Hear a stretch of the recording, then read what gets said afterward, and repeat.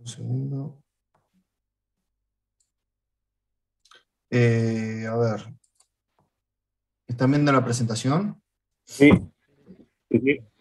Bueno, hoy nos toca ver ley de Gauss, ¿sí? La clase anterior, que fue la primera, lo que vimos fue la ley de Coulomb. La ley de Coulomb, como vimos, establece una relación entre las cargas y el campo eléctrico que generan, ¿sí? O sea, una carga eléctrica que ya vimos que podía ser un electrón o un protón o un anión, un catión, o sea, cualquier cuerpo que tenga carga eléctrica no neta, o sea, no nula, va a generar un campo eléctrico, ¿sí?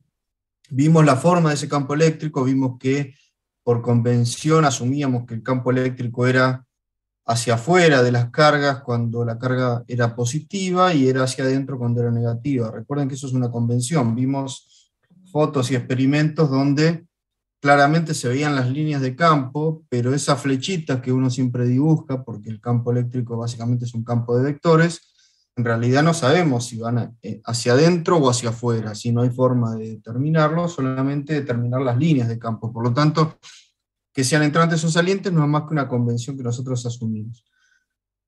Después vimos que, de acuerdo a la distribución de la carga, genera un campo eléctrico particular. Vimos casos puntuales. El caso más simple es el de la carga puntual, justamente, que genera un campo eléctrico con dirección radial. Y después vimos algunas distribuciones particulares, como por ejemplo dos placas paralelas, que en general las relacionamos con un capacitor. Si un capacitor ya vamos a ver lo que es bien, pero básicamente es una región del espacio donde generamos un campo eléctrico para almacenar energía. Bueno, un capacitor tiene como característica que el campo eléctrico son líneas de campo que van de una placa a la otra y en forma paralela, y fuera de esas dos placas el campo es nulo o se puede considerar nulo. Bueno, después, como última parte en el capítulo, vimos cómo calcular los campos eléctricos a partir de cargas distribuidas en cuerpos que no sean puntuales, ni una placa, algo un poco más complejo, y vimos que en realidad lo que hago es una integración espacial de la ley de Coulomb. Básicamente hago eso, agarro y calculo o sumo a la integral las contribuciones de todos los diferenciales de carga que voy a tener en esa superficie y que sobre un punto dado del espacio están generando diferenciales de campo eléctrico. La integral suma todos esos diferenciales y saco el campo resultante. Bueno, hoy nos toca ver la ley de Gauss. Gauss fue un matemático que vivió hace más de 100 años y, entre otras cosas, lo que hizo fue formular una ley que nos permite relacionar también distribuciones de carga eléctrica y distribuciones de campo eléctrico. Antes de que me olvide, porque siempre me olvido de estas cosas, el parcial de promoción que estaba, creo que para el día 11, 10, no me acuerdo, ahora pasó al día 15, ¿sí? Porque estaba, creo que un miércoles, estaba el miércoles 13 de octubre, y como justo no nos dimos cuenta, pero caía en los 3 días en los que están las elecciones, sabrán que hay elecciones en la universidad y sobre todo en la facultad ahora, entonces nos pidieron que lo corramos de día y lo corrimos al viernes 15, ¿sí? Todavía no les sé decir el horario, no sé si todavía está definido por día, pero por lo menos sepan que ese parcial se corrió al 15. Como siempre, esa fecha la definimos, o mejor dicho, la define Bedelía en función de los otros parciales que tiene definidos en esa semana, por lo tanto nosotros no tenemos mucho margen de acción, ¿sí? Ellos básicamente nos dicen, bueno, tomalo el viernes, y nosotros mucho más que eso no podemos hacer. Lo digo porque siempre surgen problemas de gente que está cursando muchas materias y se le empiezan a superponer. Bueno, arranquemos con lo de hoy. Lo que dijimos en el resumen que hicimos recién es básicamente esto que está acá. Esta es la ley de Coulomb, acuérdense, decía que el campo E era igual a una constante en cada material, ¿sí? Porque acá E sub 0 es la permitividad de un material. La permitividad es algo así como la dificultad, si se quiere, o la facilidad de que un campo se establezca en una dada región del espacio, ¿sí? Entonces, esta constante que está acá es una constante que nosotros definimos normalmente como 9 por 10 a la 9, pero sepan que eso vale para el vacío o para el aire, donde es casi el mismo valor. Si yo tengo campo eléctrico dentro de otro tipo de material, entonces ese valor va a cambiar. Después van a encontrarse que cuando calculamos en acero, por ejemplo, o en un conductor, seguimos usando el mismo valor. Pero bueno, cuando vayamos al caso particular de capacitores, donde queremos mejorar la capacidad de un capacitor poniendo un material dieléctrico, o sea que no permite la penetración del campo eléctrico, este valor sí lo vamos a modificar bastante.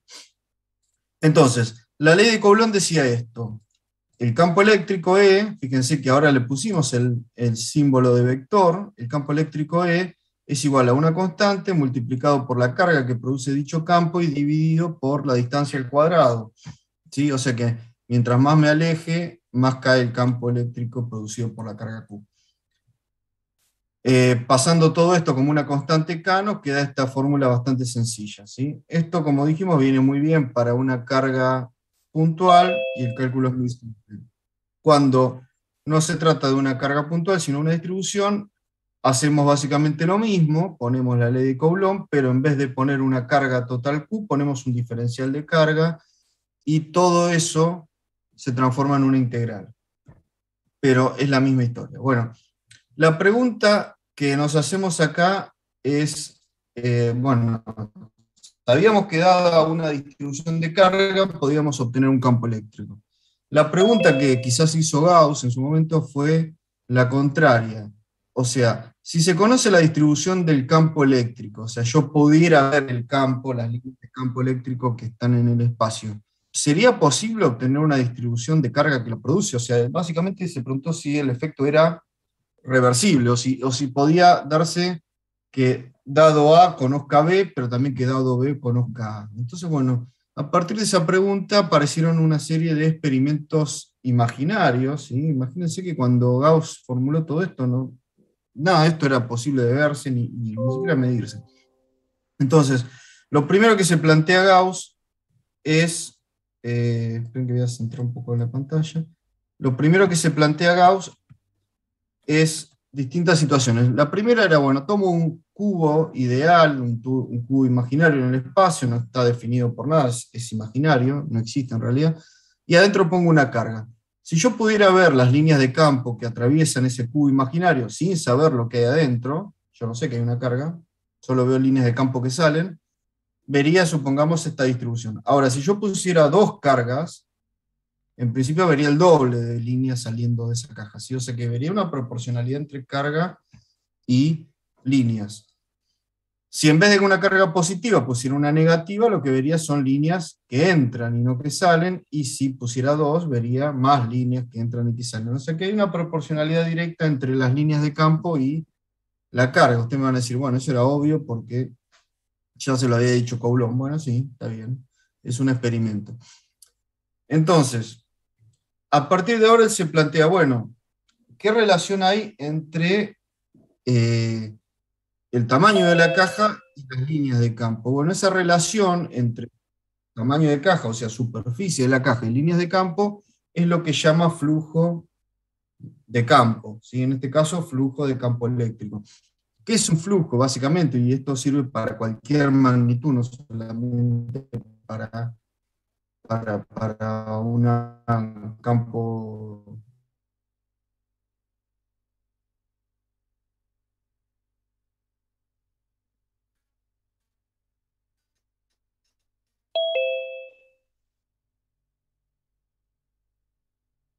La cuenta que yo hago, o Profe, se le está la, cortando, no sé si me escucha. o Profe, se le está cortando. cantidad Justo estaba por avisar lo mismo.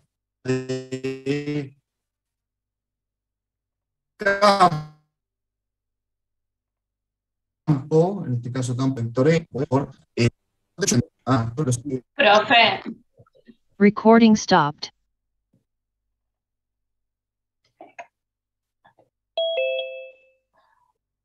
¿Va a pasar lo mismo que la última clase? Recording in progress.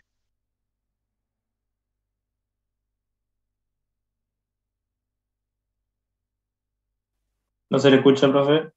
Hola, hola, ahí sí. Bueno, no Sí, sé, Ahí está. volvamos. ¿Se ve la presentación? Sí. Sí, se ve. Bueno, entonces dijimos que el flujo básicamente es la cantidad de vectores que atraviesan una dada superficie, ¿sí? No, creo que Sí. eso no se le había escuchado, profe. Si puede Bueno. volver a explicar flujo, mejor. Bueno, el flujo es una cantidad que puedo calcular para cualquier campo vectorial. En este caso hablamos del campo E, pero puede servir para cualquier campo. A ver, ya lo vamos a usar para el campo magnético. Lo pueden usar para una velocidad. La velocidad es un campo también vectorial. Por ejemplo, si ustedes quieren calcular los hídricos, el flujo de agua que atraviesa una dada superficie o una dada sección transversal de un río, van a hacer esta misma cuenta. Van a decir, bueno, el campo vectorial velocidad multiplicado por el área de transversal del río me da un flujo. Y eso básicamente va a ser, en el caso de el agua, van a ser metros cúbicos por segundo, ¿sí?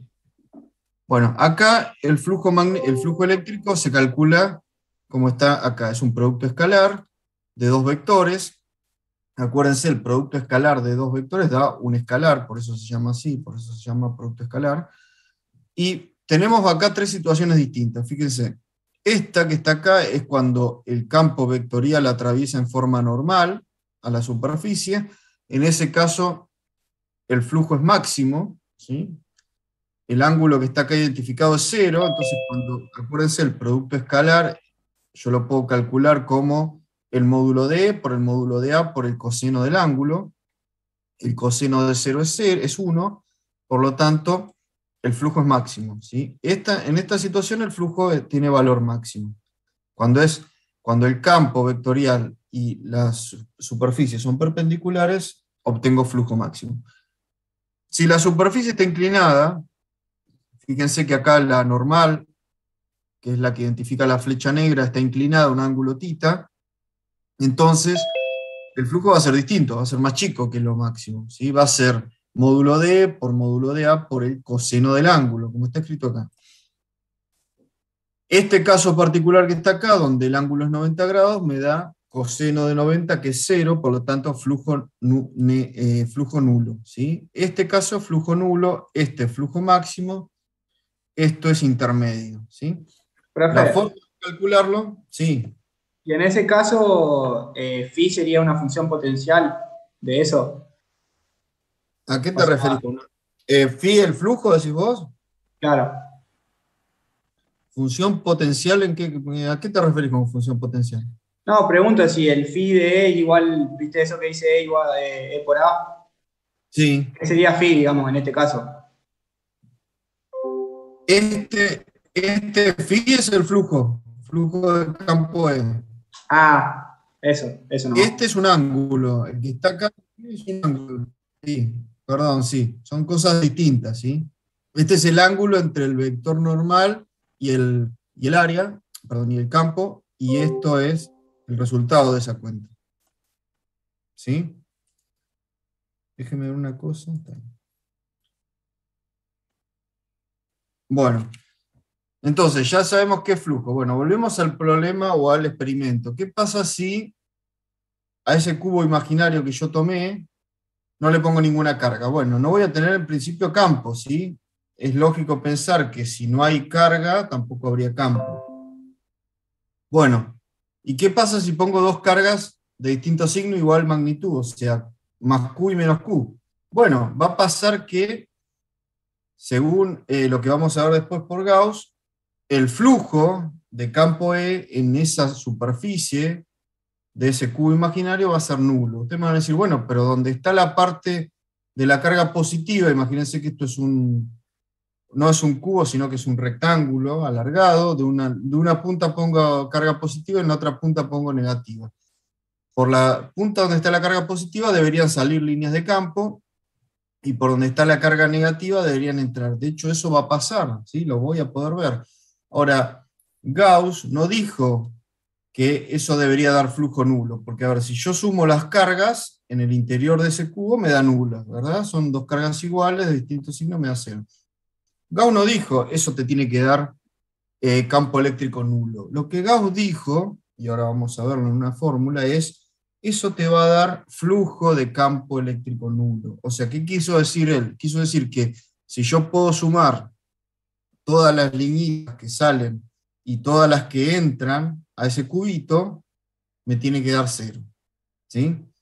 Otro ejemplo que también se planteó Gauss es, ¿qué pasa si yo tengo una superficie, que es esta que está acá atrás, con una carga eléctrica, en este caso una densidad de carga positiva, o sea que emite líneas de campo en esta dirección, paralelas, constantes en magnitud, y le pongo mi cubito que no tiene ninguna carga dentro? Bueno, por lo que veníamos viendo, o según lo que dice Gauss, deberíamos esperar que el flujo de carga, el flujo de campo eléctrico sea nulo, ¿sí? O sea que si yo sumara líneas que entran al cubo y líneas que salen, me debería dar nulo, ¿sí? Y eso tiene sentido, porque si nos fijamos en este caso y pensamos que las líneas son todas vectores salientes al pizarrón, si yo pongo el cubo como está ahí orientado, por la parte de atrás del cubo van a entrar las líneas y por la parte de adelante van a salir. Por lo tanto, si el flujo es constante, perdón, si el campo eléctrico es constante, o sea que no va variando en magnitud, debería tener un flujo neto nulo, ¿sí? Lo que entra por la cara de atrás debería ser igual a lo que sale por la cara de adelante. Y por los costados, por las 4 caras laterales, el flujo es nulo. ¿Por qué es nulo? Bueno, porque la normal apunta, por ejemplo, hacia acá, y el vector apunta hacia acá. Por lo tanto, la proyección de un vector sobre el otro, que es lo que hacemos cuando calculamos producto escalar, sería nula. ¿Sí? Bueno. Otra cosa que se planteó es la siguiente. ¿Qué pasa si yo agarro esta cajita, le pongo una carga, entonces obtengo un flujo dado haciendo la suma de estos vectores? Si pongo el doble de carga en la misma cajita, debería tener el doble de flujo. Eso es naturalmente esperado. ¿Qué pasa si a la misma carga la pongo en una caja el doble de grande? Bueno, esa era otra de las preguntas que se planteaba él. Bueno, yo lo que vería, como está ahí en la figura, es que para una dada superficie, la cantidad de líneas que salen por esa superficie va a ser, o va a parecer que sea menor. En realidad va a parecer que es menor, pero la cantidad de líneas va a ser la misma. Lo que va a pasar es que va a haber menos densidad de líneas, ¿sí? Va a haber menos líneas por unidad de superficie. Con lo cual, si bien la cantidad de líneas que yo de alguna forma estoy sumando parece debilitada, porque parecen que son menos, la superficie es el doble de grande. Por lo tanto, cuando calculo el flujo, que es el producto entre, de alguna forma, la cantidad de líneas y el área, me va a seguir dando lo mismo. Si bien la cantidad de líneas por unidad de superficie disminuye a la mitad, la superficie se duplicó. O sea que es lo mismo. Bueno, después de todas estas... Un segundo, profesor, esa parte no entendí. ¿Entendés? ¿Qué pasa Bien. cuando aumentar la superficie? ¿Se reduce la fuerza del flujo, o la cantidad de flujo E? Se reduce la intensidad del campo de alguna forma. O sea, a la intensidad. Imagínate que vos tenés 10 vectores que pasan por una superficie 1 metro cuadrado. Y yo ahora te digo, bueno, ahora la superficie creció a 2 metros cuadrados, el doble. Pero vos seguís teniendo 10 vectores, ¿sí? No tenés más. Entonces, suponete que siempre se distribuyen en forma homogénea, o sea que se van separando los vectores. Yo agrandé la superficie y los vectores se separan. Pero siempre son 10.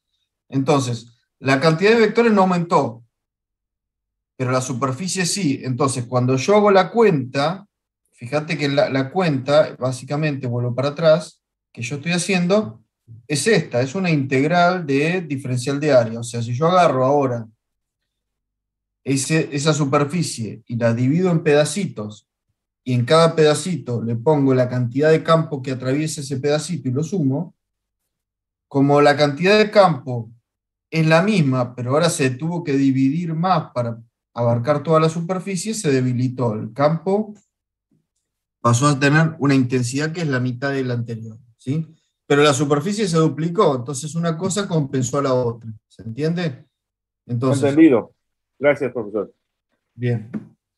Bueno, después de hacer todo eso, Gauss dijo, bueno, ahora me falta la fórmula. Bueno, la fórmula es esta que está acá. Es muy simple. Él dijo, bueno, entonces el flujo de E, esa cuentita que veníamos haciendo, es solamente función de una cosa, que es la carga encerrada en esa dada superficie.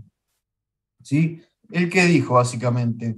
El flujo de campo eléctrico solo depende de la cantidad de carga que yo tenga encerrada en la superficie, dividida por una constante, pero no importa, esto es una constante, o sea que básicamente depende de esto, o sea, yo voy a tener más o menos flujo de campo eléctrico que atraviese una dada superficie si tengo más o menos carga eléctrica adentro. Un resultado de esto es que si la carga es nula, ¿sí? Si la carga es cero, el flujo es cero, ¿sí? Vuelvo a los primeros ejemplos que vi. Carga nula, flujo cero. Carga nula, flujo cero, ¿sí? Las dos dan flujo cero. Acá es cero porque no hay campo directamente. Acá es cero porque el campo entra y sale, y cuando yo hago la suma de ese campo, y hago el flujo de ese campo, me da nulo, ¿sí? Después, esto que está acá me demostraba que, de alguna forma, si duplicaba la carga, duplicaba el flujo, porque aparecen más líneas de campo para una dada superficie, entonces, si yo duplico la carga, duplico el campo, y por lo tanto, a igual superficie, duplico el flujo. Y esto que está acá, me decía, guarda, si vos agrandás el volumen que define esa superficie, entonces, si bien el campo no cambia, el campo eléctrico es el mismo, se ve debilitado en su intensidad en la superficie, porque la superficie se hizo más grande. Bueno, sí, pero como yo hago una cuenta que es intensidad por área, termino obteniendo el mismo flujo, ¿sí? Todo eso que vimos ahí lo expresa esta ecuación simple que está acá. Gauss dijo, el flujo del campo eléctrico es igual a la carga encerrada por una superficie cerrada, y ahora vamos a ver qué significa eso, dividido una constante. Bueno, nosotros podemos aplicar esto a un caso simple, como por ejemplo una carga puntual, que es la que está acá. Para una carga puntual nosotros ya sabemos cómo calcular el campo eléctrico por Coulomb. Sabemos que por Coulomb el campo eléctrico es esto que está acá, es la constante por el valor de la carga dividido la distancia al cuadrado. Bárbaro. ¿Cómo aplico Gauss a esto? Bueno, ¿qué hago? Digo, bueno, Gauss me dice que el flujo que es E por A es igual a Q sobre E, ¿sí? Bueno, entonces, ¿cuánto vale E? Bueno, ¿cómo demuestro esto? Bueno, E, a partir de la ley de Coulomb, es esto que está acá. El área para una esfera perfectamente centrada en la carga tiene un área de 4pi por r cuadrado. Cuando trabajo sobre esto que está acá, ¿sí? Básicamente, ¿qué estoy haciendo? Estoy calculando el flujo de E y quiero ver qué me da. Cuando trabajo sobre esto, que es el E que me da Coulomb, multiplicado por el área de una superficie gaussiana, que es una esfera, empiezo a simplificar cosas, fíjense, el 4 y el pi se van, el r cuadrado también se va, y obtengo Q sobre epsilon 0, ¿sí? O sea, E por A es igual a Q sobre epsilon 0, ¿sí? Estoy verificando la ley de Gauss, utilizando obviamente la ley de Coulomb, que sé que vale, sé que está bien, digamos, ¿sí? Pero ¿qué es lo que hice yo básicamente? Acá yo ya sabía cuánto valía el E, porque lo usé a partir de la ley de Coulomb. Después vamos a ver que la utilidad de Gauss es calcular el E, justamente, conociendo la carga y conociendo la superficie. ¿Sí? Esto es una verificación, no es una aplicación. ¿Se entiende lo que hicimos? O sea, dije, bueno, el flujo de E es el vector producto escalar por el área, el vector es esto que está acá, ¿sí? Es la constante por Q sobre R cuadrado, el área de una esfera es 4pi R cuadrado, cuando empiezo a simplificar obtengo carga sobre epsilon 0. Fíjense una cosa que es interesante, y es que el flujo es independiente del radio de la esfera, ¿sí? El radio de la esfera se fue. Si bien yo lo consideré acá, lo terminé simplificando y obtuve que el flujo del campo es solo función de la carga que tengo dentro. Y es lo que veníamos hablando. si yo tengo una esfera de radio chiquito, el campo va a ser más intenso, ¿sí? Porque estoy más cerca de la carga, pero el área también va a ser más chica. Entonces el flujo va a ser de un dado valor. Si la esfera se agranda, el campo se debilita con un factor de 1 sobre r cuadrado, ¿sí? Fíjense, mientras más grande se hace el radio, más chico se hace el campo, pero a su vez el área se agranda con un factor de r cuadrado, con lo cual se compensa un efecto con el otro y el flujo siempre sigue siendo el mismo. ¿Sí? Profe, Sí. y en ese caso, ¿por qué se habla de esfera y no se habla de otra figura?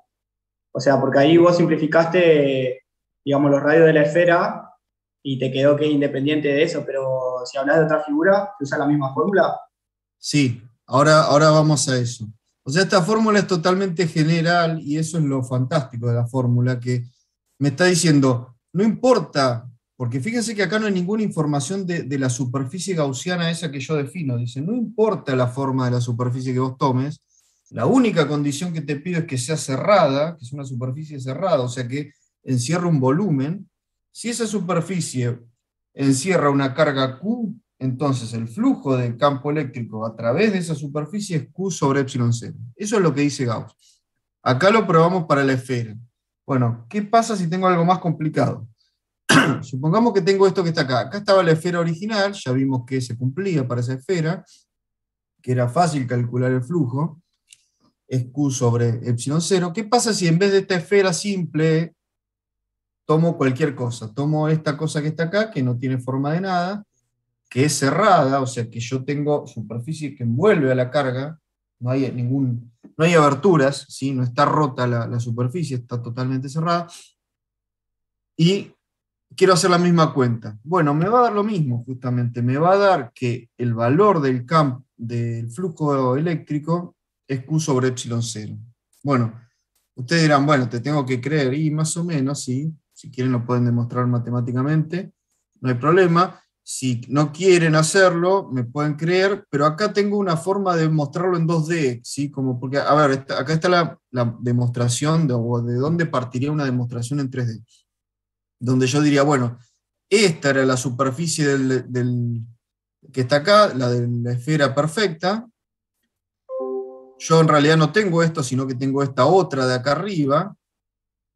Ahora bien, si yo pudiera demostrar que el flujo sobre esta esfera, sobre esta superficie que está acá sombreada, es igual al flujo que voy a obtener en la que está abajo, la de abajo sería el flujo de una esfera perfectamente centrada de radio constante, entonces ya está, ya resolví el problema. Bueno, ¿cómo demuestro que el flujo sobre la superficie oscura es igual al flujo sobre la superficie clarita? Bueno, fíjense, esto sería el mismo problema, pero en 2D. Este sería el campo E, el que está acá, es un vector, en este caso está en forma vertical, por simplicidad. Esta sería la superficie, si se quiere, de la esfera, perfectamente esférica que está abajo, y esta sería la superficie de esta cosa rara que está acá. Si yo quiero calcular el flujo, bueno, el flujo es básicamente el vector que estoy calculando, el campo, multiplicado por el área. Bueno, multiplicado por el área, producto escalar, o sea que es E por A por el coseno del ángulo. Bueno, si el ángulo es este que está acá, es phi, entonces, en este caso, E por A por el coseno de 0 me da E por A, y en este caso, E por A por el coseno de phi es equivalente a tomar esta superficie y proyectarla acá abajo, ¿sí? Acuérdense, el coseno de este ángulo, acá le falta el semiarco, el coseno de este ángulo, ¿qué hace? Proyecta esto que está acá, que es el valor del área, en esta superficie, o en esta posición, ¿sí? El coseno hace eso, hasta el vector este, que es el vector área, y lo lleva acá. Entonces, si la cuenta que yo tengo que hacer es E por A por el coseno del ángulo, E por A por el coseno del ángulo para esta superficie es E por A, directamente, con esta área que está acá, y cuando tomo esta área que está acá, A por el coseno de ese ángulo me da esta misma área inicial que tenía acá. ¿Se ve eso? ¿Se ve o no? O sea, el producto escalar, ¿qué hace? Más o Proyecta un menos. vector sobre el otro, ¿sí? Es fácil pensarlo de esta manera, como que el área, vamos a llamarla esta A sub prima, al área inclinada. El área inclinada la llamamos A sub prima. Si yo hago A sub prima por el coseno de phi, obtengo A, que es la que está abajo. ¿Sí o no?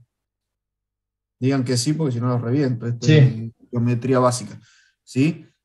Esta área A sub prima multiplicada por el coseno de este ángulo me da esta A que está acá. Entonces, básicamente, estoy obteniendo el mismo resultado. Se le cortó, profe. ¿Se cortó? ¿Qué no escucharon? No, yo estaba escuchando, ¿no? Yo lo venía Ah. escuchando bien. Está bien. ¿Se ve o no se ve en 2D? En 2D es fácil de verlo. O sea, Se cortó, pero sí, se entiende. bueno, eso que hicimos en 2D se puede extrapolar a 3D, es lo mismo, porque en realidad, cuando yo calculo el flujo, lo que estoy con una integral, porque acá no me queda otra que hacerlo con integrales, en realidad lo que estoy haciendo es haciendo esa misma cuenta en una dirección y en la otra. Básicamente estoy haciendo lo mismo. O sea, esto que hicimos acá, de proyectar una línea acá abajo, lo puedo hacer con esta superficie y me da la que está abajo, ¿sí? Entonces, lo que estoy tratando de decir es que no importa la forma compleja que tenga la superficie de Gauss que yo decida tomar, cuando yo calcule el flujo de ese campo E sobre esa superficie me va a dar exactamente lo mismo que si lo hiciera para una esfera centrada de radio cualquiera, porque el radio queda fuera de la cuenta. ¿Sí? Ustedes me van a decir ahora, bueno, ¿eso se cumple siempre? Sí, se cumple siempre, se puede mostrar matemáticamente. La demostración no la van a encontrar ni en el libro, o van a encontrar dibujitos de estos, porque son cosas matemáticamente densas de demostrar, pero se puede. ¿Qué pasa en un caso como este? Fíjense, este caso es muy particular, porque tengo una superficie gaussiana, o sea, una superficie cerrada que envuelve un volumen, pero la carga está afuera. Entonces, según lo que aprendimos hasta ahora, según Gauss, el flujo de campo E sobre esa superficie debería ser nulo. ¿Sí? ¿Eso qué significa? Que si yo sumara las líneas de campo que entran, multiplicado por los diferenciales de área, y le restara las líneas de campo que salen por su diferencial de área, me daría 0. Ustedes van a decir, bueno, pero acá tenés menos área y las mismas líneas de campo. Bueno, sí, está bien. Acá lo que pasa es que el campo, cuando está saliendo, se debilitó, porque la carga puntual me dice que el campo cae con la distancia del cuadrado. Por lo tanto, si bien tengo la misma línea de campo, tengo menos intensidad y tengo más área de este lado. Con lo cual, cuando hago la cuenta, se compensa. Si no lo quiero ver en 3D porque es complicado, lo puedo ver en un caso más simple 2D, que es este que está acá. Fíjense, tengo la carga puntual, esto que está en línea punteada son las líneas de campo. Yo ya sé que esas líneas de campo caen con 1 sobre R cuadrado, o sea, se hace menos intenso el campo a medida que me alejo, y a su vez yo sé que esta superficie aumenta con R cuadrado, ¿sí? Entonces, una cosa de nuevo compensa a la otra, y lo que acá se suma, porque son líneas que entran, acá se resta, y una cosa me da lo mismo que la otra, con lo cual el flujo del campo es 0. Eso no significa que el campo sea 0, significa que el flujo es 0, ¿sí? Son cosas distintas, no es que si el flujo me da nulo, no hay líneas de campo. Las líneas están y las estamos viendo. Lo que Gauss dice es que el flujo es nulo, no que las líneas no existen. ¿Sí? Bueno, ¿qué pasa con estas dos superficies que están acá? Esta y esta, las que son planas. Bueno, en esos casos el flujo es nulo porque la proyección del campo E y de la normal de la superficie me da 0, ¿sí? El producto escalar en esta superficie y en esta superficie es nulo. No es nula ni el área ni es nulo el campo. Lo que es nulo es el producto escalar. En definitiva, el flujo. Bueno, ¿para qué me sirve todo esto? Bueno, a ver, veamos un caso particular. Tomemos acá, como dice, tomemos el caso de una esfera. Acá hay una pregunta, dice, ¿es conductora o aislante esta esfera? ¿A ustedes qué les parece? ¿De qué tipo de esfera deberíamos hablar si vemos esta distribución de cargas que está ahí? aislante, pues son todas cargas positivas, no permite que se muevan. No, no tiene nada que ver con el signo de la carga, ¿sí? O sea, podría ser este mismo ejemplo con cargas negativas y debería haber la misma distribución de carga. ¿Qué me implica el hecho de que las cargas estén en la superficie? Bueno, pueden pasar dos cosas. Puede ser que es un aislante, como dijo el compañero, y que yo haya sembrado las cargas sobre la superficie. Supongamos que agarré esa esfera y la froté con otro material. Al frotarla, como vimos antes, las cargas negativas de esa esfera saltaron al otro cuerpo. Supongamos que era un pedazo de trapo, de lana, lo que sea. Al frotarlas dice que la energía térmica que le di a los electrones haga que salten de este material y se vayan al otro, y esto quedó con carga positiva. Esa es una opción. La otra opción es que eso sea un conductor y yo haya puesto cargas positivas de alguna forma, supongamos que le conecté el borne positivo a una pila, deje esas cargas positivas, y esas cargas, cuando están dentro de un conductor, ¿qué van a hacer? Se van a mover. ¿Hasta cuándo se van a mover? Hasta que se reacomoden, de forma que se ubiquen cada una lo más lejos que pueda de la otra. ¿Por qué van a hacer eso? Bueno, porque básicamente, como son todas cargas del mismo signo, ya vimos que las cargas de igual signo se repelen, o sea, se quieren ir unas de otras, se quieren alejar. La forma en la cual se encuentran más alejadas es esa que está ahí, colocándose en la superficie del cuerpo, ¿sí? Por lo tanto, normalmente cuando vemos una distribución de cargas donde todas las cargas están en la superficie, es porque ese cuerpo es un conductor y las cargas se acomodaron de forma de estar en la superficie porque es en el lugar donde están más alejadas unas de otras.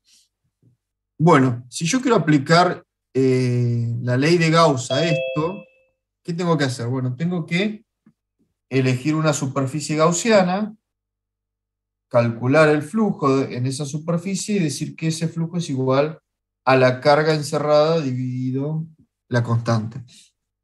¿Sí? Eso es lo que dice Gauss. Esto que está acá, ¿no? Flujo, que es igual a E por A, es igual a Q sobre epsilon 0. Bueno, ¿qué va a pasar si yo agarro, o mejor dicho, cómo le voy a sacar utilidad a esto? Bueno, yo la ley de Gauss, la quiero usar para calcular el campo, ¿sí? A mí no me interesa en principio calcular el flujo. Lo que me interesa es poder calcular el campo, poder saber cuál es la intensidad del campo eléctrico.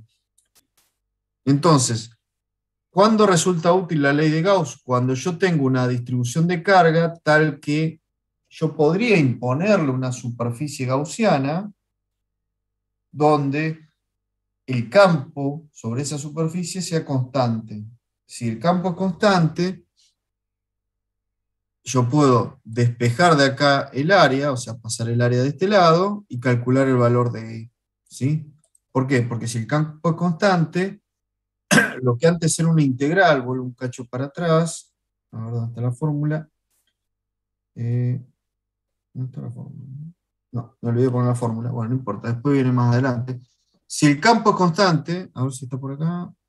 No, bueno. Si el campo es constante sobre toda la superficie gaussiana, entonces es fácil calcular el área de esa superficie porque la definí yo. Supongamos que es una esfera, entonces es 4pi por r cuadrado. Despejo de acá, paso el área para este lado, y directamente puedo calcular el valor de E. Que eso es lo que está hecho acá, fíjense.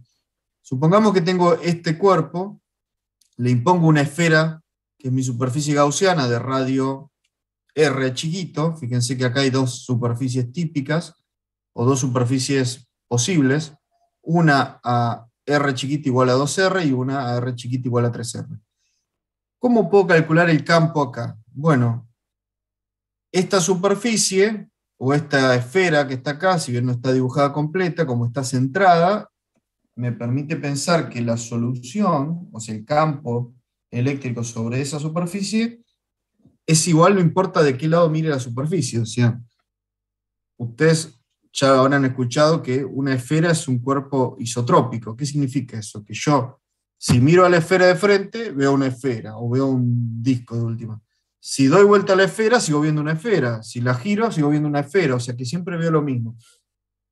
O sea que Si yo miro a esa esfera imaginaria desde cualquier dirección, debería haber lo mismo por simetría. Con lo cual, es lícito pensar que el campo eléctrico sobre esa esfera, esos vectorcitos que van a atravesar a la esfera, son todos iguales y de igual intensidad. Bueno, dicho esto, el flujo, que es el valor ese que estoy queriendo determinar, multiplicado por el área de la esfera, que es 4πr², tiene que ser igual a la carga encerrada. Despejo el E y me queda que el E es, para este caso, Q sobre 4π epsilon 0r². O sea que el campo eléctrico a una dada distancia R, para esta distribución de carga, es igual a esto que está acá.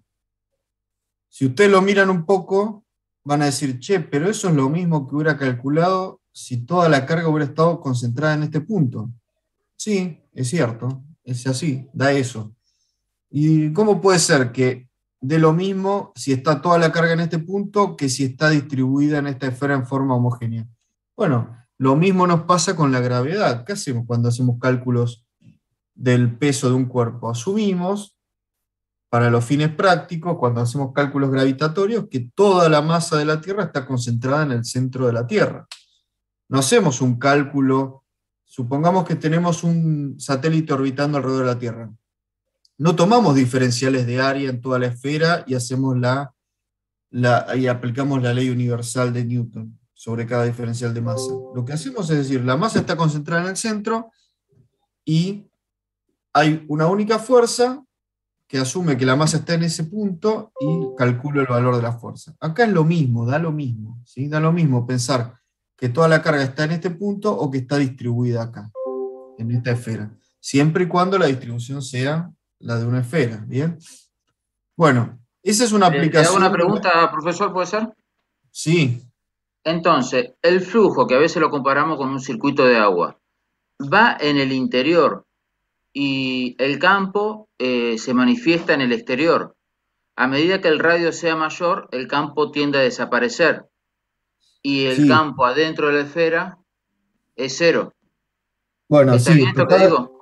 te estás adelantando con lo del campo de cero. Primero, No, no lo es que dice ahí, lo dice el gráfico. Sí, te estás adelantando, me refiero, porque todavía no llegamos a eso. Eso que vos decís de que el flujo en el interior y el campo en el exterior, no sé bien a qué te referís. O sea, si vos pudieras ver, suponete que te parás sobre este punto que está acá de la superficie gaussiana, y vos no sabés lo que hay adentro. Entonces vos decís, bueno, a ver, yo solamente veo de la esfera para afuera, veo un vectorcito que sale en forma radial. Asumo que acá hay una carga concentrada, entonces, porque yo ya sé que una carga puntual genera rayos radiales. Bueno, ahora de pronto la esfera de Gauss se hizo transparente y vos ves que en realidad no hay una sola carga, sino que hay un montón de carguitas distribuidas. Entonces, bueno, a ver, esta que está acá sí produce un campo radial en esta dirección. Bárbaro. La que está atrás también, pero la que está acá produce un campo que está inclinado, un diferencial de E inclinado, pero la que está acá produce un diferencial de campo inclinado hacia arriba. Cuando sumo esas dos, me queda una carga o un campo neto horizontal nada más, ¿sí? Esa es la explicación de que de toda esa distribución de cargas esféricas, el resultado sea básicamente el mismo que obtendría si tuviera una carga puntual, ¿sí? Ahora bien, para que la ley de Gauss sea útil, yo tendría que haberme dado cuenta de eso, y para darme cuenta utilizo la simetría. O sea, si todo el problema es simétrico, la solución es simétrica, ¿sí? No podría obtener de un problema simétrico una solución no simétrica, ¿sí? Porque no tendría sentido.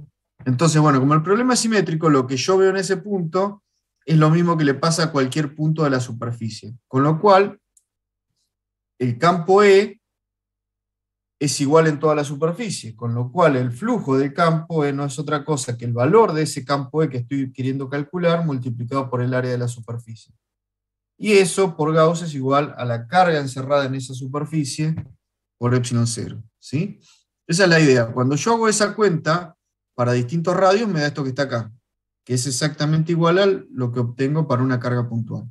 Profe, Sí. ¿solo en superficies simétricas el campo es uniforme? En principio sí. Ahora vamos a ver algunos casos.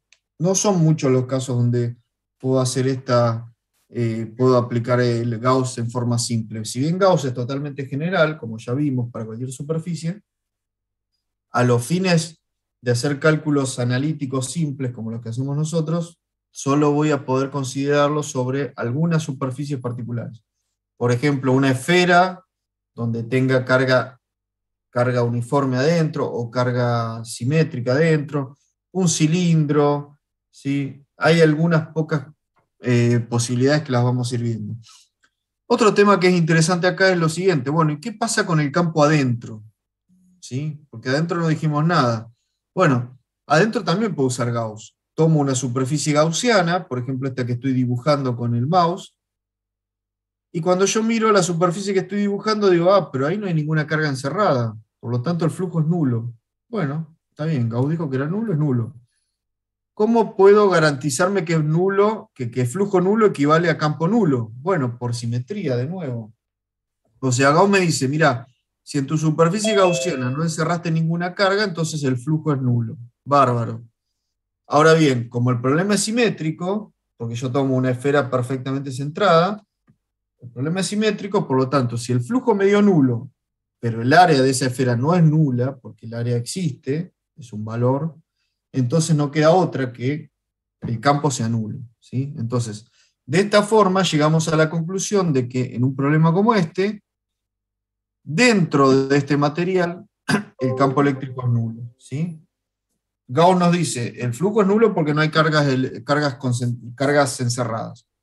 Y yo por simetría digo, bueno, si el flujo es nulo y el área no es nulo, entonces la única posibilidad es que el campo sea nulo, ¿sí? ¿Se entiende? Esto es nulo porque Gauss me lo dijo, porque la carga es nula. Esto no es nulo, por lo tanto la única posibilidad es que E sea nulo en esa superficie. Y como esto se plantea para cualquier radio genérico que esté por dentro de las cargas, es nulo en todos los puntos. Con lo cual lo que estoy diciendo es, dentro de ese material no hay campo eléctrico. Eso es así para cualquier conductor, ¿sí? Cualquier conductor en un problema electrostático, sí o sí sabemos que el campo eléctrico adentro del conductor es nulo, ¿sí? Las cargas se van a distribuir en toda la periferia y dentro del conductor el campo eléctrico va a ser nulo. Ustedes me van a decir, bueno, ¿y por qué te tengo que creer esto? Ahora te lo creo porque es una superficie simple en una esfera. ¿Qué pasa si esto tiene una forma caprichosa? Bueno, supongamos que esto es un elipsoide, ¿sí? Las cargas se van a distribuir en la superficie de ese elipsoide, pero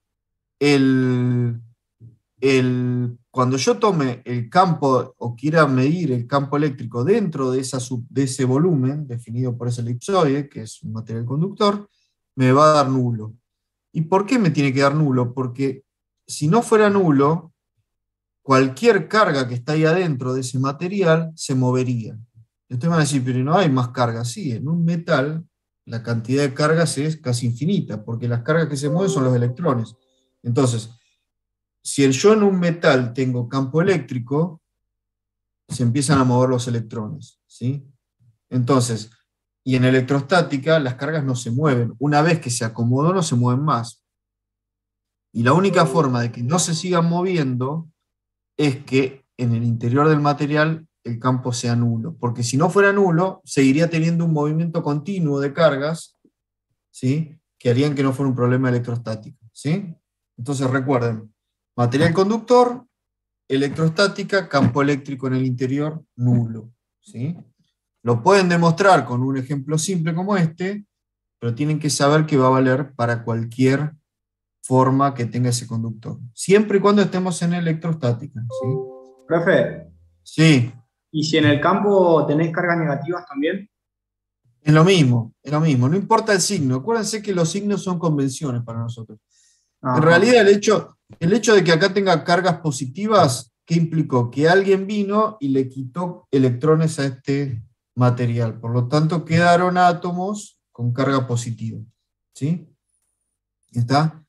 Pero en realidad lo que hubo fue un movimiento de cargas negativas, porque las positivas están pegadas o soldadas de alguna forma en el núcleo del átomo, no se pueden mover las positivas.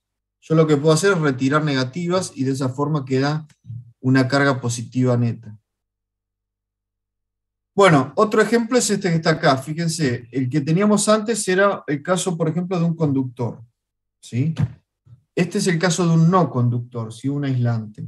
Fíjense que en este, yo lo que hice fue de alguna forma sembrar cargas eléctricas en el interior, en todo el volumen, ¿sí? Coloqué cargas en todo ese volumen, no me pregunten cómo, y quiero aplicar Gauss.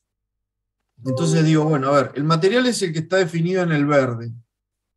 Supongamos que afuera, ¿qué es lo que pasa? Bueno, afuera, si yo hago la cuenta, y este material tiene cargas homogéneamente distribuidas, ya vi que me da la solución que me daría si las cargas estuvieran concentradas. Ahora bien, ¿qué pasa si me meto adentro del material? Cuando el material era conductor, ya habíamos visto que adentro del material el campo era nulo, porque no había cargas. Pero este no es el caso. Fíjense que acá sí tengo cargas eléctricas, ¿sí? Entonces, ¿qué hago en este caso? Bueno, tengo que hacer la cuenta, no me queda otra. Ya el campo eléctrico adentro no va a ser nulo, va a tener un valor y tengo que hacer la cuenta. Aplico Gauss, defino una superficie gaussiana y digo, bueno, lo que me pide Gauss, ¿qué es? Básicamente, que calcule cuánta carga hay encerrada, porque el campo va a ser proporcional a la carga. Bueno, ¿cómo calculo la carga encerrada? Tomo una densidad de carga, que básicamente es la carga total dividida el volumen de la esfera original, no la esfera de Gauss, sino la esfera de material, porque tengo toda la carga dividido todo el volumen, me da una densidad, ¿sí? ¿Qué es una densidad? Relaciónenlo con la densidad de masa, que ya conocemos. La densidad de masa es la cantidad de masa dividido el volumen del cuerpo, ¿sí? Bueno, la densidad de carga es lo mismo, es la cantidad de carga dividido el volumen del cuerpo. Yo puedo tener densidades volumétricas como acá, densidades lineales, densidades de superficie. Todo depende de con qué esté dividiendo, ¿sí? Básicamente acá dividido por el volumen tengo una densidad volumétrica. Bueno, una vez que definí esta densidad, esta ρ, digo, bueno, entonces la carga encerrada va a ser ρ, la densidad, multiplicada por el volumen de la esfera de Gauss. Fíjense que acá no estoy poniendo el R grande, que está acá, sino el R chiquito, el R de la superficie de Gauss, este que está acá. Bueno, hago las cuentitas, ρ valía todo esto, entonces me queda todo eso multiplicado por esto que está acá, y me termina dando esto que está acá.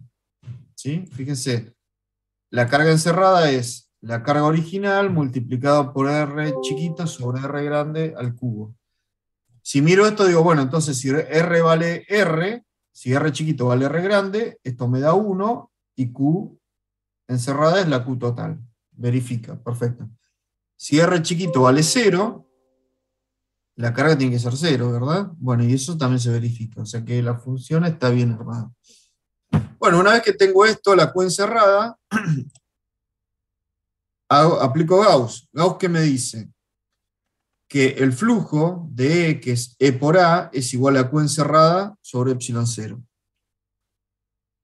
El área de tomo una superficie gaussiana, que es esta esferita, saco el área de este lado y lo mando al lado derecho, que es 4pi por r cuadrado, y ahora la carga encerrada la escribo como está acá. Cuando hago esa cuenta, llego a esto que está acá. ¿Sí? El E dentro de este material no conductor, con carga homogénea, es una constante, la constante de siempre, por Q por R sobre R cubo. Más allá de la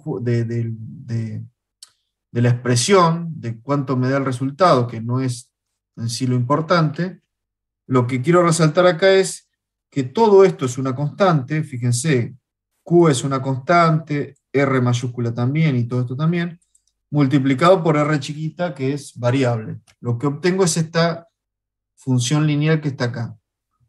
O sea, el campo eléctrico, a medida que me alejo del eje, del centro, aumenta en forma lineal, hasta que llego justo a la superficie del material, y a partir de ahí empieza a caer siguiendo esta curva que está acá, ¿sí?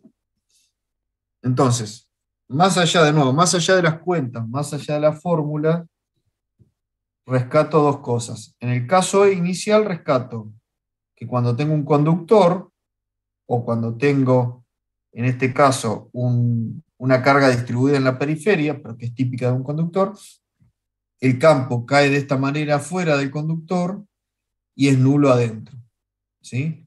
Cuando tengo un material que no es conductor y le siembro cargas eléctricas en forma homogénea, tengo que el campo aumenta en forma lineal con el radio hasta que llego a la parte más periférica de ese material y a partir de ahí empieza a caer con la misma forma que tendría si las cargas fueran concentradas en el centro, ¿sí? Los dos resultados los pude calcular a partir de la ley de Gauss y a partir de que la simetría me ayude en los dos problemas, ¿sí? O sea, todo esto que hicimos se basa básicamente en la simetría. Bueno, ¿en qué otro caso puedo aplicar Gauss? Bueno, acá hay otro caso.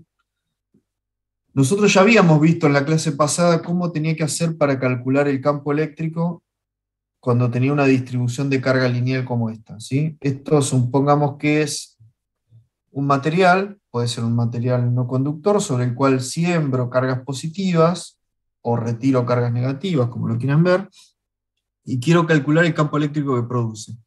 Nosotros ya habíamos visto en la clase pasada que si lo hago por Coulomb tengo que hacer una integral de cada uno de los diferenciales de carga en cada punto y voy a obtener básicamente que el campo que produce este diferencial de carga es un vector para allá y el campo que produce el diferencial de carga que está justo del otro lado es un vector para acá, con lo cual la sumatoria me termina dando esto que está acá. Si yo mirara lo que me da todos vectorcitos de campo eléctrico que salen en todas las direcciones, pero siempre perpendiculares al conductor, ¿sí? Serían como rayos que salen del conductor en forma transversal al mismo, ¿sí? Bueno, ¿qué hago con Gauss? Bueno, con Gauss digo, bueno, a ver, tomo mi superficie gaussiana, en este caso es este cilindro, y aplico la ley de Gauss. La ley de Gauss que me dice, E por A es igual a Q sobre epsilon 0. De nuevo, por simetría yo digo que E, los vectorcitos estos, van a ser iguales en toda la superficie, porque, de nuevo, nada me haría pensar que un vector E acá va a apuntar para arriba y cuando me vengo a otra parte de la superficie apunta hacia adentro e inclinado. O sea, el problema es simétrico, con lo cual la solución tiene que ser simétrica. Dicho esto, despejo E, o sea, paso el área para este lado, el área de este cilindro va a ser igual al área de esta parte cilíndrica, que es 2pi por R por L, que es lo que está acá, y a esto le tendré que sumar el área de las tapas. Pero bueno, en realidad, ¿qué pasa en las tapas? En las tapas, el campo E está en esta dirección, y la normal en esta, por lo tanto, el flujo es nulo, no lo sumo. Solo sumo el flujo que pasa por la superficie cilíndrica. Entonces me quedó esto, E por 2pi RL igual a Q encerrada sobre epsilon 0.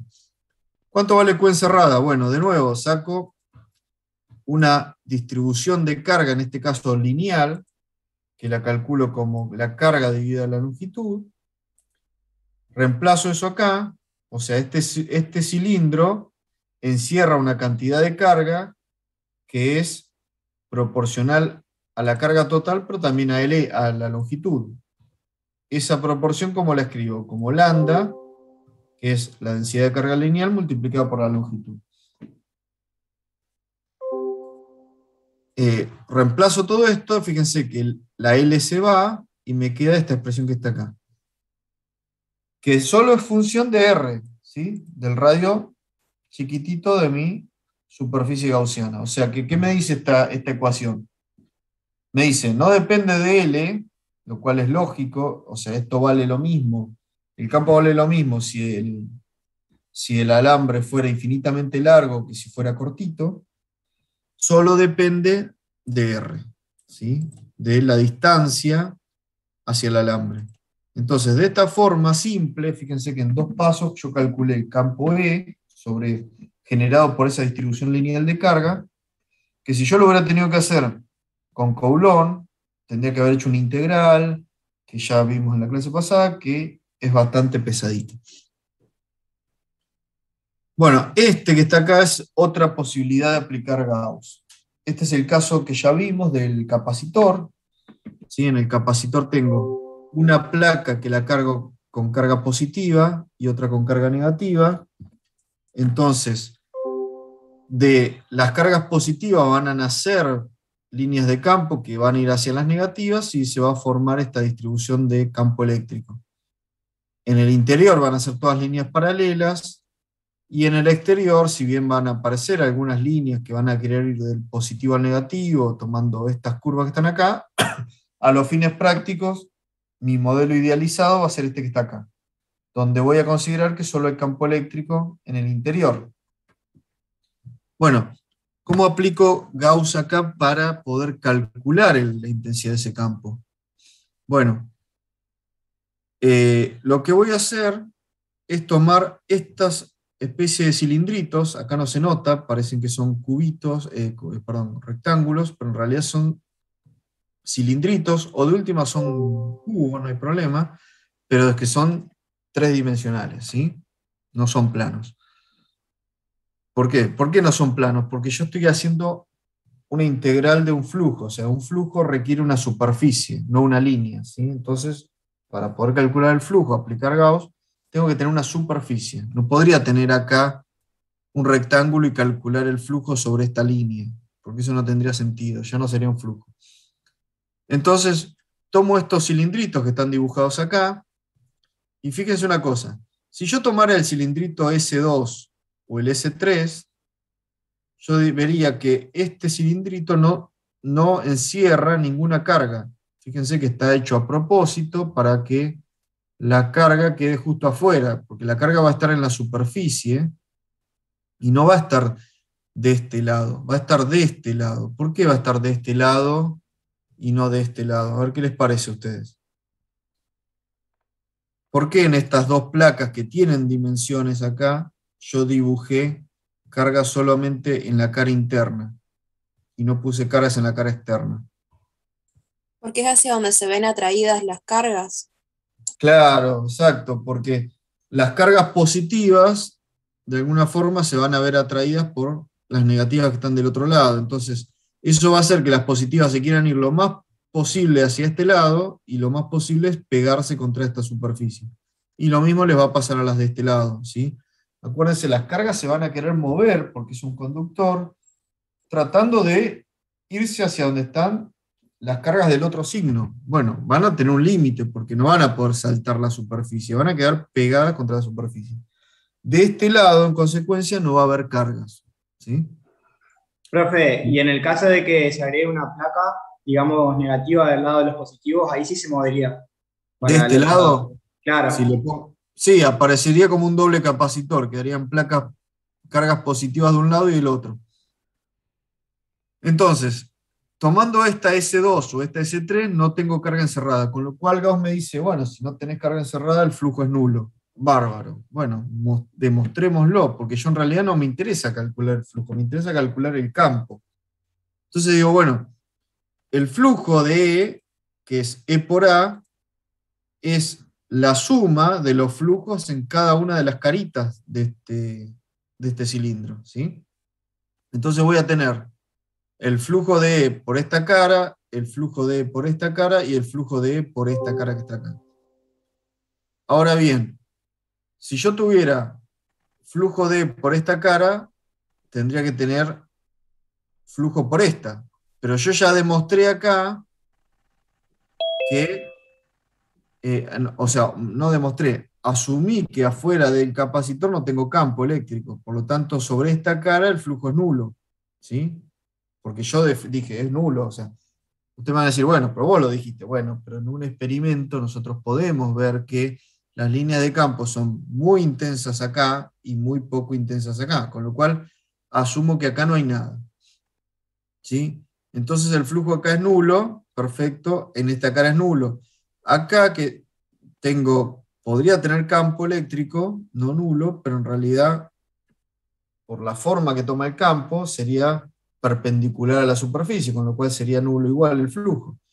Y acá, en esta carita A sub B, estoy dentro del conductor. Y como yo ya dije que en electrostática dentro del conductor el campo es nulo, listo. Entonces las tres son nulas, ¿sí? Fíjense, acá está más o menos ejemplificado por qué es nula una y otra. Esta es nula porque el campo es cero, la que está afuera. Esta es nula porque el producto escalar es cero. Y esta que está acá es nula porque el campo es cero porque estoy dentro del conductor, ¿sí? Bueno, eso mismo que hicimos para este S2 y este S3 lo voy a hacer para el S1 y el S4, que es donde realmente el campo no debería ser nulo y me interesa calcularlo. Entonces, ¿qué hago? Bueno, hago lo mismo. Pongo el cilindrito, encierro carga eléctrica esta vez, y quiero calcular la intensidad del campo en esta superficie. ¿Por qué en esta? Bueno, porque es la que está dentro de las placas, y es donde yo quiero calcular el valor. De nuevo, en esta que está acá, como ese flujo es la suma de los tres flujos, de las tres superficies, en esta que está acá es nula porque está dentro del material y es un conductor. En esta que está acá, o sea, en la que da la vuelta en el cilindro, es nula porque el producto entre campo y área es nulo, el producto escalar. Y solo me queda esta que está acá, que es E sub B por A sub B. Entonces termino diciendo que E sub B por A sub B es igual a Q encerrada sobre epsilon 0. ¿Cuánto vale Q encerrada? Bueno, vale una densidad de carga, en este caso fíjense es una densidad de carga por unidad de superficie, que sale como la carga total, Q, dividida el área de la placa, multiplicada por A sub B. O sea, este sigma por A sub B me da la carga que está acá adentro, ¿sí? Solo en la superficie de Gauss. Dividido por el área de la superficie y por la constante, el área se va y me termina dando este resultado que está acá. Es un resultado que se lo deberían saber ya de memoria a partir de ahora, porque lo vamos a usar bastante. ¿Qué estoy diciendo acá? El campo producido entre dos placas conductoras, que estén polarizadas, como se ve acá, es igual a la densidad de carga por unidad de superficie dividido la constante en este caso, del aire que está entre las dos placas, ¿sí? Y es muy interesante el resultado por una razón, y es que no depende de la distancia. Fíjense que esto es un valor constante. Solo depende de la cantidad de carga que tenga almacenada, no depende de qué tan lejos esté yo de las placas. O sea que si yo hago este cilindrito más cortito o más largo, siempre y cuando no llegue a tocar la otra placa, el valor que me da es el mismo, ¿sí? O sea que el valor del campo E es independiente de la posición. Mientras yo esté dentro del capacitor de las dos placas, el valor de E es una constante. ¿Sí? ¿Se ve eso? ¿Se ve por qué? Fíjense que en ningún lado aparece la longitud esta. Supongamos que acá tuviera una coordenada X, ¿sí? Que mide la distancia desde esta superficie en adelante. Si yo hubiera tenido que utilizar para algo la superficie del cilindrito no de las dos tapas, sino o sea, lo que sería A sub C, hubiera dicho, bueno, eso vale 2pi por R por L. Y ahí aparecería una variable L, en este caso, en la cuenta. Bueno, esa no aparece porque justamente el producto escalar entre A sub C y el campo es nulo, por lo tanto, esa L no aparece, con lo cual no aparece la longitud o la distancia en ningún lado en la ecuación. ¿Se entendió o no? ¿Sí o no? ¿Más o menos? Bueno, Sí, sí, se entiende. más o menos no Sí, es tan sí. poco, no está tan mal. Lo que ustedes se tienen que acordar es que E es igual a sigma sobre epsilon 0. ¿Qué es sigma? Es la carga total que tiene la placa dividido el área de la placa. ¿sí? Básicamente un capacitor genera un campo eléctrico uniforme y constante entre las dos placas, ¿sí? ¿Cuánto vale? Esto vale, es muy simple. Epsilon es sigma sobre epsilon 0. Profe, ¿Sí? y ahí el vector campo, ¿no sería paralelo al vector área en las caras laterales?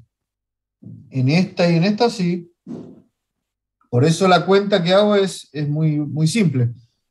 Acordate, Gauss dijo, el flujo que es E por A es igual a Q encerrada sobre epsilon 0. Como E por A o sea, se proyecta en forma perfecta porque están en la misma dirección, el área pasa del otro lado, pasa al lado derecho y aparece acá abajo. ¿Sí? ¿Y no sería 2A? No, porque justamente yo estoy sumando las contribuciones en cada superficie. En esta superficie, la A sub A, como está dentro del material, el campo es nulo. Acordate, como estoy dentro del conductor, el campo eléctrico es nulo y no tengo nada que sumar ahí. ¿Sí? Es lo que está tachado acá. ¿Ves? E sub A es nula, por lo tanto, si bien el A no es nula, el producto es nulo porque E sub A es nulo dentro del material. Para E sub B, que es la que está de este lado, va a ser E sub B por A sub B, y para el cilindrito, que es A sub C, el producto escalar es nulo porque son vectores ortogonales, con lo cual lo único que sobrevive es esto que está aquí. ¿Sí? ¿Se entendió? Sí, sí. Bueno, déjenme ver una cosa. Bueno, ya vamos terminando. Fíjense, este es otro caso hipotético como para demostrar que Gauss funciona. Dice, sabemos que en un conductor las cargas se reacomodan hasta que alcanzan una configuración tal que el campo eléctrico en cada punto sea nulo. ¿Sí? Eso es lo que veníamos hablando. Como esto es un conductor, si yo le aplico un campo eléctrico, las cargas se mueven. Por lo tanto, si las cargas se estuvieran moviendo, ya no sería un problema de electrostática. Estática es movimiento nulo, por lo tanto no sería electrostática si las cargas se mueven. Con lo cual eso me está diciendo, che, mirá, si las cargas están quietas es porque adentro no hay campo eléctrico. ¿Sí? Eso es lo que ocurre en este caso. Si yo tengo un caso como este, ¿sí? Que es más o menos parecido, pero tiene un agujero en el medio, y yo quiero saber cuánto es el campo en ese agujero, digo, bueno, aplico Gauss. Entonces, ¿Gauss qué me va a decir? Bueno, mirá, el flujo en este caso va a ser nulo porque dentro de tu superficie de Gauss no hay ninguna carga eléctrica, pero bueno, ¿eso me permite decir que si el flujo es nulo equivale a que el campo es nulo? Bueno, no en forma directa, pero si yo pudiera hacer la cuenta bien para una superficie arbitraria, me debería dar que sí, que el campo acá es nulo, ¿sí? ¿Está? Y eso lo debería comprobar sí o sí porque se trata de un conductor. Entonces, sin importar la forma del conductor y la forma de la superficie gaussiana, el campo tiene que ser nulo. Además del flujo nulo, ¿sí? Se debería cumplir.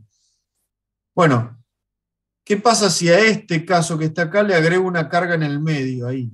Que no toca la superficie, por lo tanto no se va a descargar nunca. La puse ahí, puse una carga eléctrica ahí adentro. Bueno, acá mi superficie de Gauss debería seguir dando flujo nulo y el campo eléctrico debería seguir siendo nulo porque sigue siendo un conductor, ¿sí?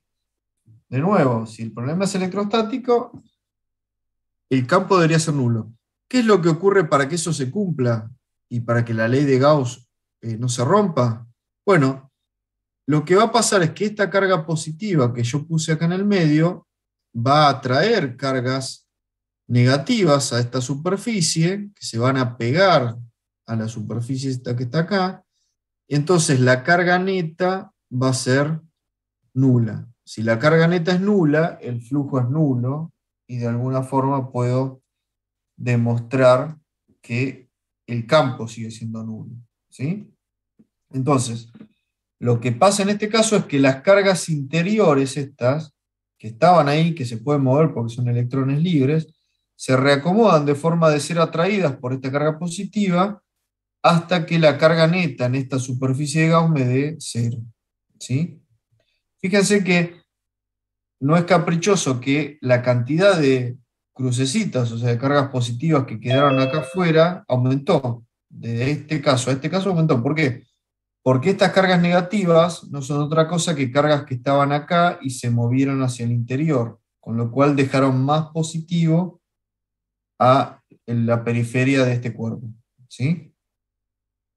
Bueno, esto que está acá, incluso el libro da un ejemplo que es de un cubo donde meten una carga, la tapan y demás, mírenlo después. Esto que está acá es un efecto que es bastante importante en la ingeniería, que se llama jaula de Faraday. ¿Sí? La jaula de Faraday es básicamente eso mismo, acá lo vemos mejor, y es una especie de protección eléctrica que yo le puedo dar a algo. ¿Sí? Si yo agarro y coloco una superficie como esta, y le hago pasar un campo eléctrico a través de ella, yo lo que debería ver es que si bien hay campo eléctrico fuera de la superficie, dentro de la misma no hay campo eléctrico. El campo eléctrico es nulo. Y eso, ¿cómo lo demuestro? Bueno, parecido a como hicimos antes. Porque el campo eléctrico acá, que viene en esta dirección, ¿qué hace? Atrae cargas negativas de este lado y atrae cargas positivas de este. ¿Sí? De hecho, las cargas que se vienen para este lado, las negativas que se mueven y se vienen para este lado, dejan un exceso de carga positiva de este lado. Con lo cual, eso genera un campo, acá no está dibujado, pero un campo que se opone al campo externo. ¿Sí? Si yo pudiera ver el efecto que produce esta distribución de cargas acá adentro, vería que son líneas que van de derecha a izquierda y que se contraponen con el campo externo que está acá. ¿Sí? Gauss, si yo quiero aplicar Gauss acá, ¿qué diría? Bueno, agarro una superficie de Gauss que está dentro de esta jaula, y como no hay carga encerrada, el flujo es nulo. Además, por simetría, en un caso como este, que el flujo sea nulo, equivale a que el campo es nulo, porque el área no es nula. Entonces, si la cuenta E por A me da 0, y A no es 0, entonces E es 0. ¿Sí? De esa forma yo podría aplicar Gauss a este caso, y demostrar que el campo adentro es 0. Y ustedes me van a decir, bueno, pero eso es independiente de la intensidad del campo externo. Y sí, porque mientras más intenso haga este campo externo, más carguitas se van a venir de este lado, y más intenso se va a hacer el campo interno que generan. ¿Sí?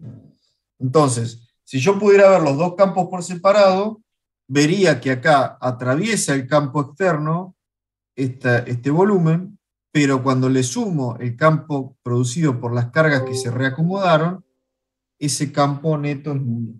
Eso se llama ley de Faraday, es una barrera protectora ante los campos eléctricos. Esa ley de Faraday explica muchas cosas. Por ejemplo, explica estos cables, que son los cables de coaxil, que ya son casi una antigüedad, pero todavía se siguen usando, que traen las señales, por ejemplo, de la televisión hasta el televisor. La señal en realidad viene por acá adentro, pero se pone una malla metálica externa, que vendría a ser nuestra jaula de Faraday, que hace que todas las ondas electromagnéticas, después vamos a ver de qué estoy hablando, que quieren ingresar a ese conductor no pueden hacerlo, porque se produce esta jaula de Faraday mata todo el campo eléctrico que hay adentro. ¿Sí? Toda esa influencia externa de señales que yo podría tener, que vienen de todos lados, porque uno no las ve, pero a nuestro alrededor está lleno de ondas electromagnéticas dando vueltas, de radio, de televisión, microondas, lo que sea, del espacio. Todo eso entraría a mi señal y generaría perturbaciones de ruido. Con esta malla lo que hago es matar todo eso, es eliminar todos esos campos eléctricos que quieren ingresar a este lado. ¿Sí?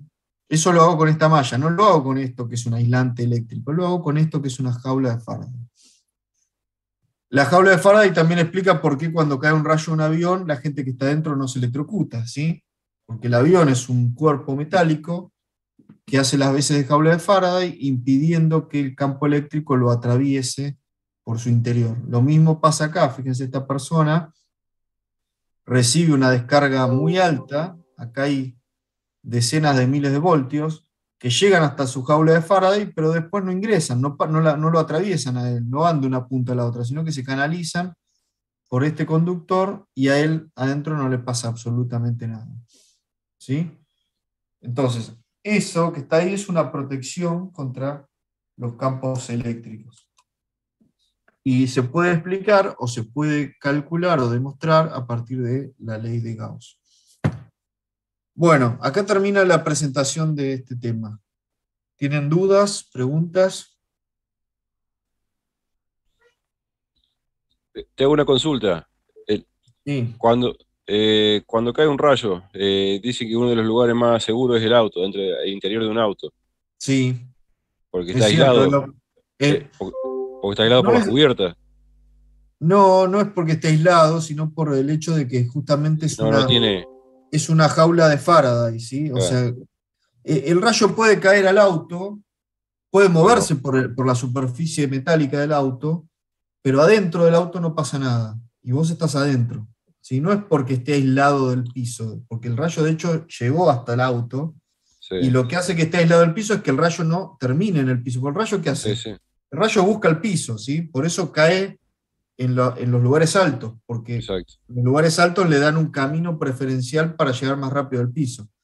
El auto básicamente le permite canalizarse hacia el piso, pero lo importante y lo que hace que a vos no te haga nada es que en el interior no se establece un campo eléctrico y no se establece una corriente. El rayo es corriente eléctrica, básicamente. ¿Sí?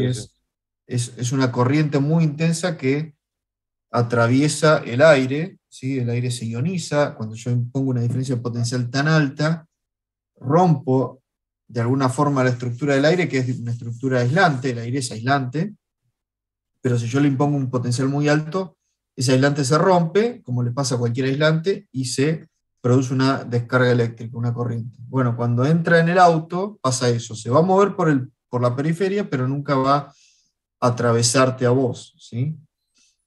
Y Está eso bien. ocurre, o se puede explicar, y no solamente no te va a atravesar, sino que no te va a destruir ni el celular, ni nada, ¿no? Porque imagínense, dicen, bueno, sí, pero yo estoy arriba del asiento, a mí no me toca nada. Bueno, está bien, pero si yo agarro cualquier elemento electrónico y le hago pasar un campo eléctrico muy intenso a través de él, lo puedo dañar, ¿sí? Ya vamos a ver más adelante que ese campo eléctrico genera otras cosas, campos magnéticos, genera un montón de cosas que pueden dañar a los aparatos, pero como el campo eléctrico no ingresa justamente al interior, no genera ningún daño, ¿sí? Está bien. Si ustedes hacen la prueba y quieren, por ejemplo, agarrar un cable coaxil y sacarle esa vaina y abrirlo, van a ver que empiezan a haber lluvia en la televisión y demás, se empeora la calidad de la imagen, ¿sí? Justamente por eso, porque están rompiendo esa aislación que les da esa malla metálica. Es más, podés fabricar una antena casera, digamos, utilizando un coaxial y pelándolo y dejando la punta de cobre al aire libre. Sí, Y la estaría antena no es recibiendo más que eso. La antena no es más que un conductor que cuando recibe la onda electromagnética que viene, se induce una señal eléctrica que básicamente copia esa onda que está recibiendo. Entonces, las antenas de televisión viejas eran eso, eran un montón de cañitos de aluminio que recibían las ondas electromagnéticas, se generaba una corriente y esa corriente iba a tu televisor y se transformaba en una señal, en una imagen, en un sonido, en lo que fuera. Esa es la idea. Pero bueno, volviendo a Gauss. Tengo una consulta luego. Sí, te escucho. Supóngate que tenemos una varilla de 1 metro. No sé, puede ser de hierro. Y un extremo de 10 centímetros de esa varilla se frota con algún elemento, cosa de que los electrones de esa parte sí. vayan a ¿cómo te digo? Al material con lo que se frotó, sí. Sí, suponete que es un trozo de cuero y una varilla. Sí. Claro. Los electrones que están en la otra parte de la varilla, ¿no fluirían hacia ese sector Sí, para sí, compensar? se reacomodarían y en definitiva, si bien vas a tener, o sea, vos estás sacando una cantidad de electrones dada, no vas a generar que ese material quede polarizado, como ocurre con un no conductor, ¿sí? Cuando vos agarrás y haces eso mismo con un material que no es conductor, suponete un pedazo de plástico, el peine cuando uno se peina se genera electrostática. Bueno, ¿qué es lo que pasa? No sé si es que mi pelo gana o pierde electrones, pero de alguna forma queda una carga neta no nula sobre la superficie del peine. Bueno, y hace que se polarice y esa carga no neta después puede ser empleada para traer papelito, lo que sea. Si yo hago lo mismo con un metal, se reacomodan rápidamente las cargas y en definitiva, si bien va a caer un poquito la cantidad de cargas netas, o sea, va a cambiar, no va a ser nula, porque la saqué cargas, como se reacomodó tan rápido y el metal tiene una cantidad de cargas tan grande, imagínense que un metal tiene todos sus electrones de cada átomo se pueden mover. ¿Sí? Un átomo de hierro tiene, no sé, 15, 20 electrones por cada átomo, y yo tengo millones de átomos en un pedacito chiquitito de hierro, con lo cual, por más que le saque un montón de electrones, enseguida se reacomodan todos y termina dando una carga neta negativa, pero muy, muy bajita, ¿sí? Porque no está concentrada en ningún lado, como pasa cuando yo froto una parte. Cuando yo froto el peine, toda la carga neta queda en la superficie, ¿sí? No se pueden reacomodar las cargas y redistribuirse. Queda en la superficie en un pedacito del peine, entonces es una carga que puede llegar a tener cierto valor importante. Ahora, cuando lo hago con un metal, esas cargas fluyen, se mueven, y el resultado es que no me doy cuenta de que lo cargué con una carga neta, ¿sí? Esa es la diferencia entre uno y otro. Y en ese reacomodamiento, si a la barra la partimos en dos y en cada extremo ponemos los polos de un foco, ¿se podría encender, digo, con el movimiento de carga?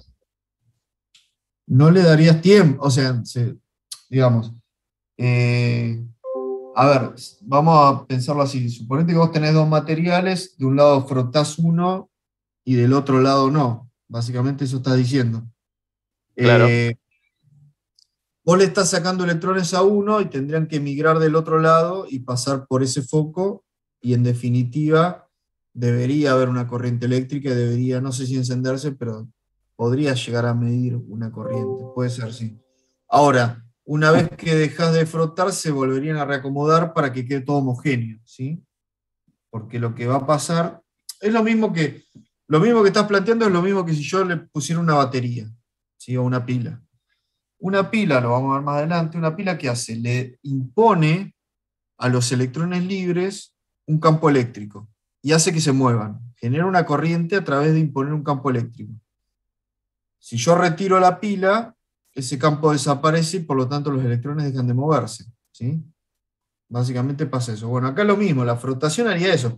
Cuando vos frotás un material le estás dando energía térmica, que es energía interna, a los electrones o a los átomos. Esos átomos, o básicamente esos electrones, con esa energía pueden moverse a través de la red cristalina del material, saltar de un átomo al otro y se van a mover en una dirección u otra. ¿Quién va a decir en qué dirección se van a mover? Bueno, la cantidad, la falencia de electrones que haya de un lado o del otro del material hará que se muevan en una dirección u otra, ¿sí? Si vos lo quisieras analizar desde el punto de vista de lo que pasa en el átomo, cuando vos le das energía a ese electrón salta a otro átomo y deja una vacancia en ese átomo. Entonces tiene que venir un electrón del átomo al lado y ocuparla. Y así se va generando una corriente neta en una dirección dada. Eso es lo que de alguna forma explica cómo ocurre la corriente dentro de un material. Saco un electrón de un átomo, automáticamente el que está al lado quiere ocupar ese lugar, y se va produciendo un corrimiento de electrones de un átomo al otro, ¿sí? Claro, por eso era mi duda. Bueno, eso mismo que vos lo haces frotando, que es darle energía al electrón, lo podés hacer imponiéndole un campo eléctrico. que también le va a dar energía al electrón y lo va a hacer saltar en una dirección. ¿Sí? Esa dirección depende del campo, básicamente. Vamos a ver más adelante que cuando yo aplico un campo eléctrico sobre una carga, se genera una fuerza eléctrica. Esa fuerza eléctrica te dice básicamente en qué dirección se van a mover esas cargas. ¿Sí? Entonces es posible generar energía eléctrica frotando, como yo te digo, una barra. Sí, de hecho, es posible calentándola, digamos. Si vos agarras y calentás un material, se produce una migración de electrones. Incluso si le haces incidir luz, ¿sí? Es el famoso efecto fotovoltaico que descubrió Einstein y que le dio el premio Nobel. La incidencia de luz, que básicamente es una onda electromagnética, ya vamos a ver, bueno, sobre esos electrones le da energía que los hace moverse y eso genera corriente, ¿sí? Ese es el principio del efecto fotoeléctrico. O sea, eso es posible, ¿sí? O frotando, dando calor, o dando energía, básicamente. De la forma que sea, pero dándole energía al electrón, lo vas a hacer moverse y eso es una corriente. Buenísimo, me quedó claro. Gracias, profe. De nada. Bueno, ¿alguna otra pregunta? Profe, ¿a dónde se suben las consultas, los videos de teoría? Mira, voy a ver donde lo sube. El anterior, yo no me di cuenta, pero como me había conectado en Linux y no tenía instalado el Zoom, no me dejó grabarlo. O sea, me dijo que lo estaba grabando y cuando cerré todo, no me dejó guardar. Así que ahora estoy en Windows, espero poder cerrar y guardar, y después veo si lo subo. No sé si a la página, no me dejan subir cosas tan pesadas, me parece, pero capaz que lo puedo compartir el link en Dropbox o alguna cosa de esas, y ustedes que se lo bajen. ¿Sí? Déjame que lo vean en la semana y después les aviso dónde encontrar las teorías. Dale, perfecto. O algún canal de YouTube, esas cosas. Bueno, ¿alguna otra pregunta? Nada, profe, por el momento. Está bien, gracias. Bueno, bárbaro. Listo, entonces. Nos vemos. Hasta luego. Chao, profe. Chao, profe, gracias. Chao, profe, gracias. Recording stopped.